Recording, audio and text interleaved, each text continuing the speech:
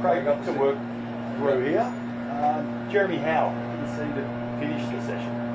No, we're happy with how we actually got to. We were sort of 50-50 before today, and he ran really well. He only needed to do a straight line running, to be honest, and he did a bit more than that, so we're a bit bullish on how we go. What about Josh? Similar, we're comfortable where he got through. He's probably a test Friday more than Howard, but again, both will probably do a waste of the night. Dare I say, Nick Dacos didn't finish the session either? No, we're okay with Nick.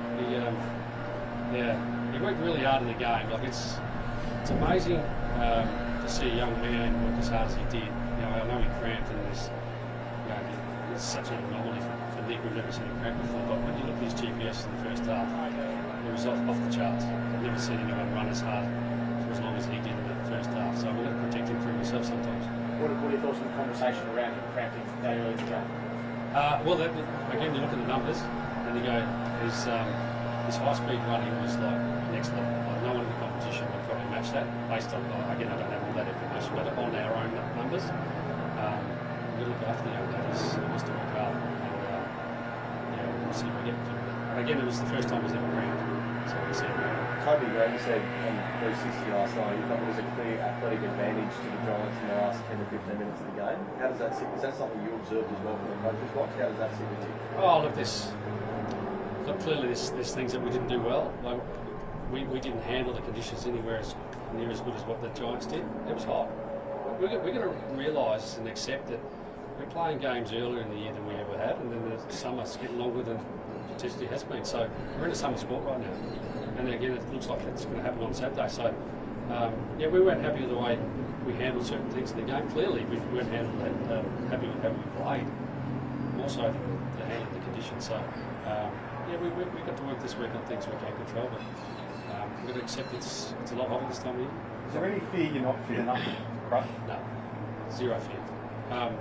We need to work on our game in terms of getting our systems right to be able to look like we've got more energy, and that's something we've got to work on this week. What approaches do you do differently given that it's going to be so hot again this weekend? Well, we're talking about how we finish the game off. Like there's certain things that you've seen. Everyone, the Collingwood supporters, have seen the last few years. Our endeavours and wants to finish games and fight to the last second. We addressed it. We weren't happy with the way we finished the game. They kicked 6 of the last 7 goals, and we talked to those things. And then, we have an opportunity to go out in a short period and make sure it's hotter for Port when they come over than it is for us. Does training reveal all fly with the Membry and Schultz in the white jumpers? Is that a giveaway, or are we reading too much into that? No, there needs to be 18v18. And so some weeks, some guys need to play in the white jumpers versus the blacks. And it's a constant source of frustration for some, but we've got to do what we're going to do. And 2 days on, how do you reflect upon the words with Adam Kingsley and Toby Bedford? I'm really, how do I word this? I'm cheeky, Tom. I'm cheeky, and I've got a great relationship with Kingers, and so I have a bit of banter with Kingers, but then I realise really quickly, particularly when my wife tells me the next day, you can't do that, great. And I understand for the look of the game, it's not what we wanted for the AFL or for young coaches aspiring to be more than that. You've got to sometimes get a bit too cheeky, but I apologise for that. Why can't 2 old mates just have a bit of a gesture like that?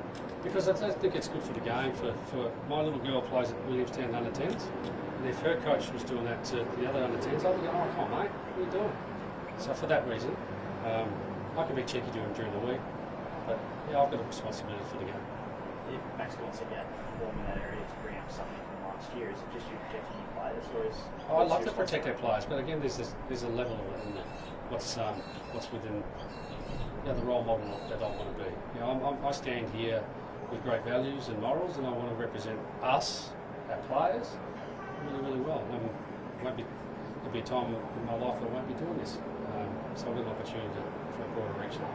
There was no sanction or anything, Craig, but do you feel like that was too far? I mean, on the surface, from a viewer, it might not have seemed that way, but given the standard you're trying to hold yourself to, do you think what you did might have been too far? No, and Laura and I spoke about that.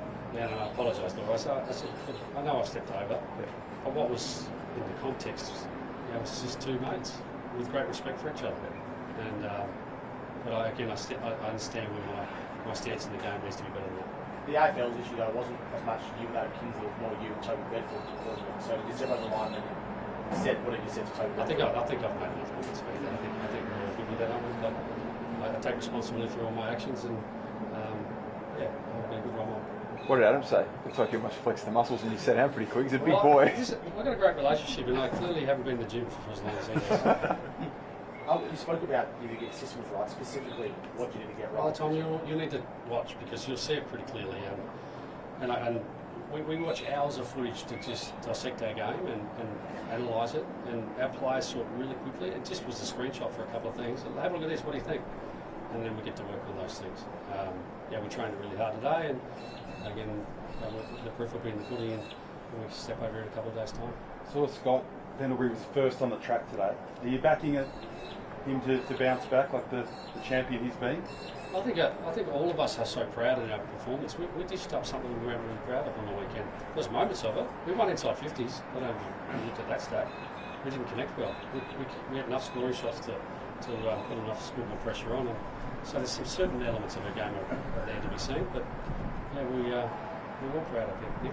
Were you aggressive enough as a side? But they seemed a bit tougher on the weekend. Is that a fair comment? We've had 38 tackles, so if that's a measure for that toughness, I wouldn't go we went tough on them. But we want to tackle and pressure the opposition better than what we did. You thought being back in front of the Magpie Army and then CG? Yeah, we're pumped. We're pumped to put on a performance and then get the nourishment for kicking goals with the crowd cheering for us, and then there's an advantage of that. And we love our Magpie Army, and we would put on a better performance than what we did last week. Do you think Jordan Ugoe plays the week after, or how far away is he? We're confident. He was pushing to the line here. We're playing the long game. This is a long season. We'll get out of summer soon, and we'll start heading to autumn, won't we? Do you think the opening round experiment has worked from the AFL? It seems like they're pretty keen to continue it. Do you think it works? Well, based on this year, there's only 2 games. So you have to ask in terms of TV rating numbers and those other things and membership increases. I went on record last week and then after the game about my support for the broader reach of the game. I stand by that. What do you need to be wary of from a Port Adelaide point of view? They're very good handball through the corridor team. I'll use the corridor a lot. They're a high pressure team. Their aerial power is really strong. So there's a lot of weapons there we need to know for. Spoke about footy now being a summer game. I mean, how does footy change from St March to May and June? Yeah, I think what happens is that this time of year we're all primed and ready to put on display with your optimism and all the things you worked on, and then you get into the season, you start going, we need to defend the ground better here, or we need to attack a bit better here, and then injuries come of it. Like that's the natural course of the first 5 or 6 rounds. You have more injuries than most parts of the year, and then like in autumn, leaves start to fall off, and then you need your depth, and then you get the wind year and you need your experience, and if you're lucky enough to get to spring, game on. From a conditioning point of view, are you better off playing last week and having a real taxi game 6 days away from the or kind of sitting on going in fresh Thursday? I'm not sure.